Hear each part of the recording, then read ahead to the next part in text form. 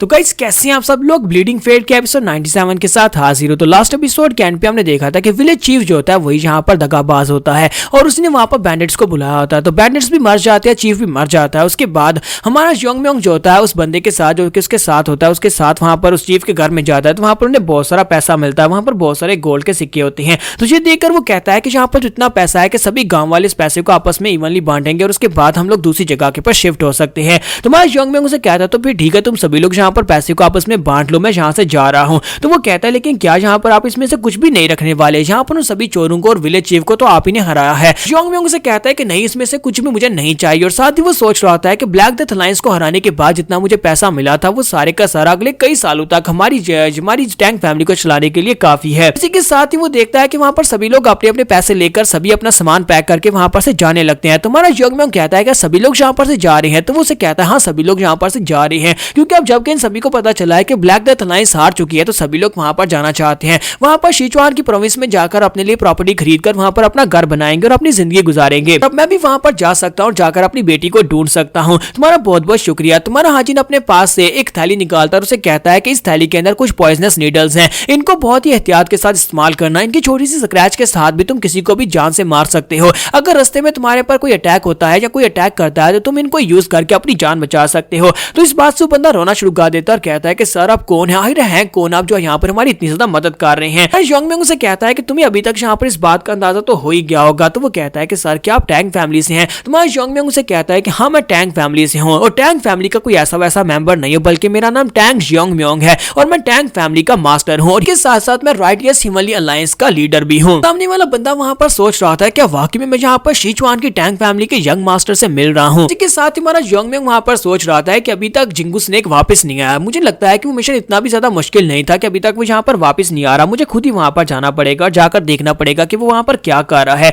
तुम्हारा Yong Mueang वहां पर से खुद निकल पड़ता है वापस उसी जगह के ऊपर। नेक्स्ट सीन जो होता है वहां पर दिखाया जाता है जहां पर जिंगू स्नेक जो होता है अभी यहाँ पर 4 आई वुल्फ के साथ फाइट कर रहा था। वो 4 आई वुल्फ के साथ वहां पर फाइट करते हुए एंड के ऊपर उसको हरा देता है। जबकि यहीं पर हमें एक बात बताई जाती है, कहानी सुनाने वाला कहता है कि यहाँ पर जिंगू स्नेक जो था वो अपने मास्टर से अलग हो गया था, क्योंकि वो एक स्पिरिट स्नेक है, वो किसी के साथ जुड़ा हुआ है। लेकिन जैसे जैसे यहाँ पर मास्टर और उसकी स्पिरिट के दरमियान में फासला बढ़ता जाता है, डिस्टेंस बढ़ता जाता है, दोनों के दरमियान में यहाँ पर कनेक्शन टूट जाता है। जब सोल का कनेक्शन टूट जाता है तो जो बीस्ट होता है यानी जो स्पिरिट होती है वो अपनी सैनिटी को खो देती है, यानी अपने ऊपर से वो अपना कंट्रोल खो देता है। ये बात इन दोनों को नहीं पता थी और इसी वजह से जिंगू स्नेक जो अपना कंट्रोल खोता जा रहा है वो यहाँ पर पागलू की तरह इन सभी स्पिरिट्स के ऊपर अटैक कर रहा था और उसने यहाँ पर 4 आई वुल्फ को भी मार दिया होता है। तो यहाँ पर नीचे का सीन दिखाते हैं जहाँ पर 4 आई वुल्फ के मरने के बाद नीचे की जो स्पिरिट्स होती हैं, जो हजारों लाखों स्पिरिट्स होती हैं, वो सारी की सारी वहां पर डरी हुई होती है कि एक बहुत ही पावरफुल फोर्स उनकी तरफ आगे बढ़ रही है। इतना ज्यादा उस स्पीड के बॉटम में जाएंगे वहां पर उस मास्टर ने बहुत ही पावरफुल फॉर्मेशंस के साथ बहुत ही पावरफुल इविल स्पिरिट्स को सील किया हुआ था। वो हाई रैंक की स्पिरिट्स जो होती हैं, जैसे वहां पर गार्डियन मरता है तो उसी के साथ ही वो आसमान की तरफ देखना स्टार्ट कर दिया कि उन्हें यहाँ पर एक मौका मिल गया कि वो यहाँ पर से निकलकर जा सकते हैं।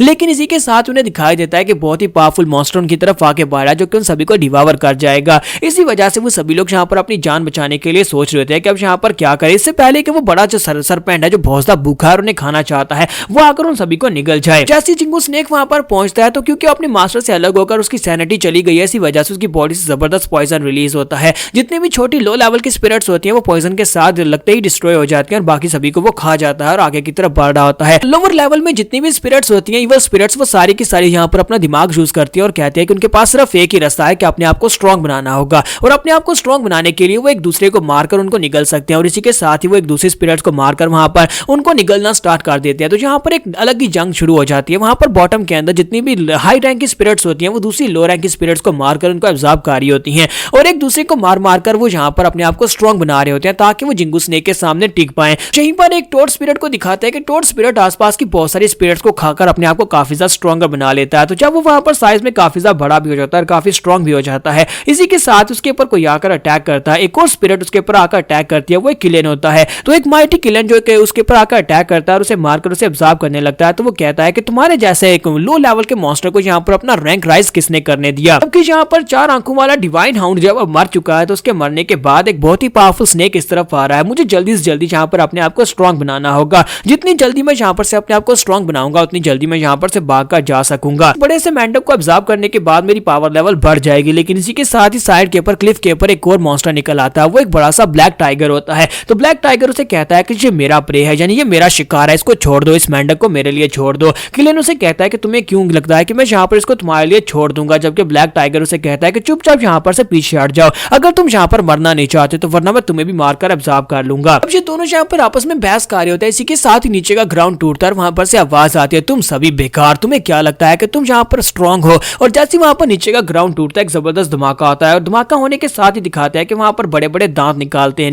एक बड़ा सा मुंह वहां पर से निकल कर आता है, एक बड़ी सी वेल वहां पर से निकल आती है, एक बड़ी सी वेल का मुंह ग्राउंड के अंदर से बाहर निकलता है। इसका नाम बुलेट पर्ल फिश होता है। तो ये एक बहुत ही पावरफुल हाई रैंक की इवल स्पिरिट होती है। तो ब्लैक टाइगर कहता है कि ऐसा कैसे हो सकता है, इसके रैंक में और हमारे रैंक में बहुत बड़ा डिफरेंस है, ये तो बहुत ही पावरफुल है। आज यहाँ पर इतनी पावरफुल स्पिरिट इवल स्पिरिट को यहाँ पर ग्राउंड के अंदर किसने सील किया होगा। जैसा कि यहाँ पर आपको पता है कि कभी इस जगह के ऊपर समुद्र हुआ करता था, इसी वजह से इस जगह के ऊपर एक बड़ी सी वेल हुआ करती थी जो कि इवल स्पिरिट थी। उस इवल स्पिरिट को भी उसी जादूगर ने यहाँ पर सील किया था। उसने एक नीचे की फॉर्मेशन के अंदर जहाँ बहुत ही पावरफुल फॉर्मेशन के साथ उसको सील कर दिया था। लेकिन अब जबकि 4 आंखों वाला हाउंड जो है वो मर चुका है, तो उसके मरने के साथ ही वो सील हट चुकी है और उस सील के हटने के बाद अब ये बड़ी सी फिश जो है बाहर निकल आई है। बड़ी सी वेल मछली जो होती है वो कहती है कि मैंने बहुत ही लंबा इंतजार किया है, अब जबकि मैं फाइनली जाग चुका हूं, तो फिर जहां पर सभी को डिवावर करूंगा, अपने आप को स्ट्रांग बनाऊंगा और इस फॉर्मेशन से बाहर निकल जाऊंगा। और साथ ही वो अपना मुंह खोलता है, वहां पर सभी छोटी जो इवल स्पिरिट्स होती है उनको डिवावर करना शुरू कर देता है। जिंगू स्नेक जब आगे की तरफ बढ़ रहा होता है तो वो कहता है कि इतना पावरफुल ओवरवेलमिंग प्रेशर कहां से निकल रहा है। और बाकी के दोनों किलियन और ब्लैक टाइगर वो भी वहां पर उसके प्रेशर को महसूस करते हैं। जबकि बाहर का सीन दिखाता है कि वहां पर उस पेट के बाहर भी एक जबरदस्त धमाका होता है, ऊपर की फॉर्मेशन के अंदर एक क्रैक पड़ता है, जिसकी वजह से उन्हें ऊपर का रास्ता दिखाई देता है, यानी ऊपर से उन्हें आसमान दिखाई देता है। तो वो कहते हैं कि फाइनली आज हजारों सालों के बाद हमें यहाँ पर ऊपर का आसमान दिखाई दिया है, अगर हम लोग यहाँ पर से निकल पाए तो हम लोग यहाँ पर से आजाद हो जाएंगे। इसी के साथ किलियन जो होता है वो ब्लैक टाइगर से कहता है कि तुम्हें वहां पर वो सारी की सारी स्पिरिट एनर्जी दिखाई दे रही है, वो लो लेवल की स्पिरिट्स की एनर्जी, अगर उन सभी सोल्स को हम लोग एब्जॉर्ब कर जाते हैं तो हम दोनों का रैंक बढ़ जाएगा। हम दोनों यहाँ पर आपस में फाइट करने की बजाय मिलकर काम करते हैं और हो सकता है कि हम लोग उस स्पिरिट स्नेक जो स्नेक हमारी तरफ आगे बढ़ा है उसको भी अवॉइड कर ले, इस वेल से भी बच जाए और यहाँ पर से बाहर निकल कर चले जाए। तो जैसे वो लोग वहां पर से आगे बढ़ने लगते हैं, इसी के साथ ही जिंगू स्नेक वहां पर पहुंच जाता है। जैसे जिंगू स्नेक वहां पर आता है तो बैरेट फिश से कहती है कि तुम्हें क्या लगता है कि तुम यहाँ पर आकर बाकी के सभी इवल स्पिरिट्स को भी एब्जॉर्ब कर लोगे, मैं यहाँ पर तुम्हें एब्जॉर्ब करूंगी, तुम्हें यहाँ पर एब्जॉर्ब करने के बाद मेरी पावर लेवल बढ़ जाएगी, उसके बाद मैं सीलिंग को तोड़कर बाहर निकल जाऊंगी और फिर पूरी दुनिया के जितने भी इंसान है सभी को निकल जाऊंगी, मैं हर एक चीज को डिवावर कर जाऊंगी। अपना बड़ा सा मुंह खोलती ताकि जिंगू स्नेक को वहां पर खा सके, लेकिन इसी के साथ ही ऊपर जो फॉर्मेशन होती है उसके अंदर एक क्रैक पड़ जाता है, एक बड़ा सा क्रैक और फॉर्मेशन टूट जाती है। ये देखकर जिंगू स्नेक भी रुक जाता है और बड़ी सी बैरल फिश भी वहीं पर रुक जाती है और कहती है ऐसा कैसे हो सकता है, जहां पर ये सभी बीस्ट जो होते हैं आपस में फाइट कर रहे होते हैं, लेकिन इसी के साथ ही वहां पर सभी लोग रुक जाते हैं। एकदम से सभी के ऊपर प्रेशर पड़ता है क्योंकि उन्हें लगता है कि वो जादूगर वापस आ गया है। एक बहुत ही बड़ी फॉर्मेशन जो कि ड्रैगन्स को ट्रैप करने के लिए बनाई गई थी, उन्हें लगता है कि वो बंदा अभी तक जिंदा है जो जिसने यहाँ पर इस फॉर्मेशन को बनाया था। तो वो बड़ी फिश भी कहती है कि ऐसा कैसे हो सकता है, कितने साल गुजरने के बाद भी वो जादूगर अभी जिंदा कैसे हो सकता है। सभी लोग ऊपर की तरफ ही देख रहे होते हैं, क्या वो जादूगर वहां पर से आने वाला है जिसने इस फॉर्मेशन को बचाया था। तो वो इस बात से काफी ज्यादा घबरा रहे होते हैं, लेकिन इसी के साथ दिखाता है कि हमारा योंगम्योंग जो होता है वहां पर से निकल कर आता है। तो योंगम्योंग जैसे वहां पर आता है तो वहां पर आने के बाद हमारा योंगम्योंग कहता है तुमने यहाँ पर इतनी देर क्यों लगा दी, मुझे लगता है कि तुम यहाँ पर हार्ड वर्क नहीं कर रहे और तुम यहाँ पर टाइम पास कर रहे हो। फाइनली यहाँ पर हमारा योंगम्योंग पहुंच चुका है। तो यहाँ पर हमारी एपिसोड 97 का एंड होता है और नेक्स्ट एपिसोड में देखेंगे आगे की फाइट क्या होने वाली है। एपिसोड की एक्सप्लेनेशन अच्छी लगी हो तो कमेंट करके जरूर बताइएगा और वीडियो को लाइक करना मत भूलिएगा। Thank you.